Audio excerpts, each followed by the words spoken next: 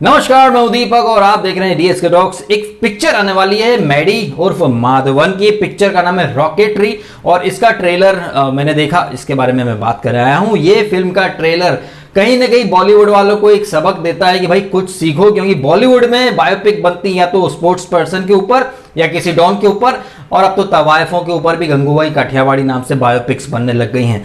जबकि ये जो फिल्म है रॉकेटरी, ये हमारे देश के नामी साइंटिस्ट मिस्टर नंबी नारायणन की लाइफ को दिखाती है, जिनके बारे में किसी को पता ही नहीं था। मुझे खुद को नहीं पता था। मैंने ये ट्रेलर देखा, इसके बाद मैंने नंबी नारायणन साहब के बारे में पढ़ा, और कहीं ना कहीं ये जो पिक्चर है ये हम सब की आंखें खोल देती है कि आज तो क्या सोशल मीडिया है, आज लोगों को गोदी मीडिया वगैरह सब दिख जाता है, लेकिन 90s 80s में कैसे सिस्टम कठपुतली बना हुआ था और कैसे एक उभरते हुए साइंटिस्ट को, एक लेजेंडरी साइंटिस्ट को जासूसी के फेक केसेस में डाल दिया जाता है। हाथों हाथ केस सीबीआई को सौंप दिया जाता है। उसे इतना टॉर्चर किया जाता है, मेंटली टॉर्चर किया जाता है कि एक होनहार, एक ऐसा इंसान जो शायद हमारे देश के लिए बहुत कुछ करता, उसे जेल में डाल दिया जाता है, मारा जाता है, कूटा जाता है। एक डायलॉग है यहाँ पर, माधवन बोलता है कि अगर किसी कुत्ते को मारना हो तो ये डिक्लेयर कर दो कि वो पागल है, फिर लोग उसे मार देते हैं। उसी तरह किसी इंसान को बर्बाद करना हो तो बस ये बोल दो कि वो गद्दार है, वो जासूस है, जिंदगी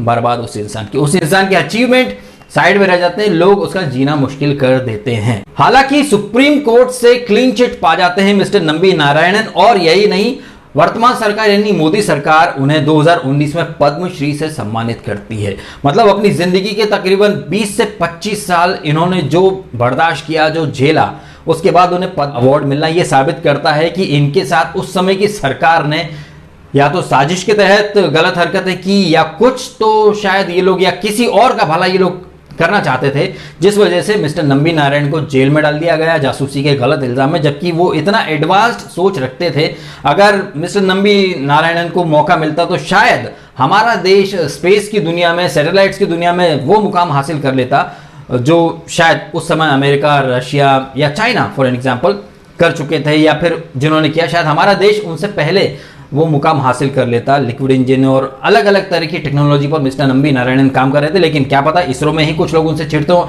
या सरकार का कुछ हिडन एजेंडा रहा हो, जिसकी वजह से मिस्टर नंबी नारायणन को इतना अच्छा, मतलब उनका करियर चल रहा था, देश के लिए बहुत कुछ करना चाहते थे, देशभक्ति उनके खून में थी, उसके बावजूद उस समय की सरकार ने उनके तमाम अचीवमेंट्स को झुठलाकर उन्हें जेल में डाल दिया।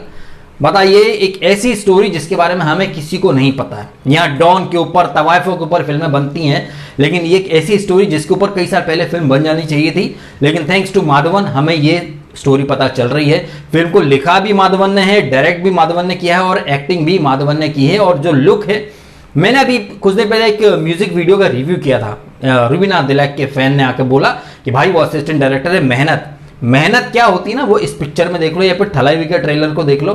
मेहनत कहाँ लगती है, मेहनत कैसे की जाती है, क्या शिद्दत होती है, ये आप माधवन के कैरेक्टर को देखकर समझ सकते हैं। एक स्टूडेंट से लेकर के एक 60-70 साल के इंसान का जो उन्होंने गेटअप लिया है, जो एक्टिंग की है, एक्सप्रेशन दिए हैं, वो इंटेंसिटी दिखाई है, वो मेहनत आपको यहाँ इजीली दिखाई देती है। गेस्ट अपीयरेंस में हिंदी वर्जन में शाहरुख खान है, जो कि उनका इंटरव्यू ले रहे हैं, और तमिल वर्जन में सूर्या है। तीनों ही इनफैक्ट अपने फेवरेट है। मैडी बहुत ज़्यादा अंडररेटेड है, पैन इंडिया एक्टर है, वो तमिल में भी काम करता है, हिंदी में भी काम करता है, रहना तेरे दिल में, या फिर ये अभी आई थी तनु बेट्स मनु, और रेंचो का जो दोस्त फरहान, कौन भूल सकता है। लेकिन हमारे यहाँ क्या है कि कुमार खान्स के चक्कर में अच्छा जो टैलेंट होता है उसे लोग देखते नहीं है, अप्रिशिएट नहीं करते हैं, पसंद नहीं करते हैं।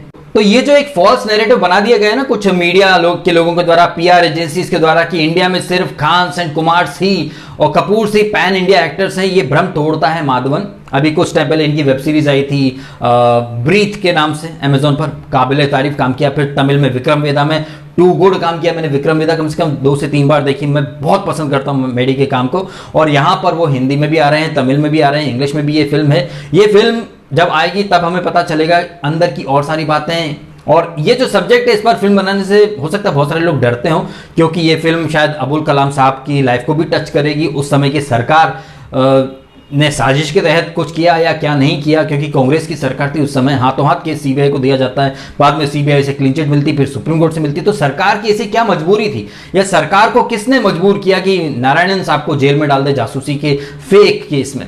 ये तमाम बातें पिक्चर के अंदर ही देखने को मिलेंगी, बट ट्रेलर धांसू है, कड़क है, जबरदस्त डायलॉग से भरपूर है और एक ऐसी स्टोरी जो आज से कुछ समय पहले ही बन जानी चाहिए थी, बट बॉलीवुड में किसी ने टच नहीं किया। बॉलीवुड में तो दम ही कहाँ है लोगों के अंदर अच्छे सब्जेक्ट को बनाने का। वो तो या तो साउथ की किसी हिट फिल्म को उठाएंगे या किसी गुंडे मवाली या किसी क्रिकेटर या फेमस स्पोर्ट्स पर्सन के ऊपर पिक्चर बना डालेंगे, साइना नेहवाल या फिर अलग अलग नाम से। अभी आपने देखा ही सही। तो भैया ये है हमारा रिव्यू रिएक्शन फिल्म रॉकेटरी के ट्रेलर के बारे में। माइंड ब्लोइंग है और मेहनत यहाँ पर दिख रही है मैडी की as an actor, as an writer, as a director, तीनों ही फील्ड उसने संभाली है बखूबी। छोटे से रोल में शाहरुख खान बहुत इंप्रेस कर रहे हैं और विक्रम साराभाई के किरदार में यहाँ पर रजत कपूर भी हैं। तो काबिल एक्टर्स हैं, काबिल टीम है और मेहनत यहाँ पर बखूबी दिखाई दे रही है सबकी। अब आपका क्या कहना है इस फिल्म का ट्रेलर के बारे में? अगर आपने नहीं देखा है तो देखिएगा जरूर। एक ऐसे इंसान की कहानी जिसे हमारे करप्ट सिस्टम ने गद्दार भी साबित करने की कोशिश की, उसका करियर बर्बाद कर दिया। एक ऐसा इंसान जो हमारे देश को बुलंदियों पर ले जा सकता था, ऐसी ऐसी टेक्नोलॉजी डेवलप कर सकता था जो शायद हमें डेवलप करने में 25-30 साल लग गए, लेकिन इन 25-30 सालों में मिस्टर नंबी नारायण की जिंदगी बर्बाद कर दी। कुछ केरला पुलिस ने, कुछ IB यानी ये जो इंटेलिजेंस ब्यूरो होते हैं, या फिर उस समय की सरकार। खैर पूरी पिक्चर जब आएगी तब हमें पूरी डिटेल्स पता चलेंगी। हो सकता है कि काफ़ी सारी चीज़ें नहीं भी दिखाई जाएं due to some political pressure, but overall trailer से मैं काफ़ी इंप्रेस्ड हूं। अब आपको ये ट्रेलर कैसा लगा कमेंट करके ज़रूर बताइएगा, और ये वीडियो अच्छा लगा हो तो इसको भी लाइक करना, कमेंट करना, शेयर करना और सब्सक्राइब भी करना DSK Docs। अगर आपने नहीं किया तो आपने समय निकाला, वीडियो देखा, आपका बहुत बहुत धन्यवाद।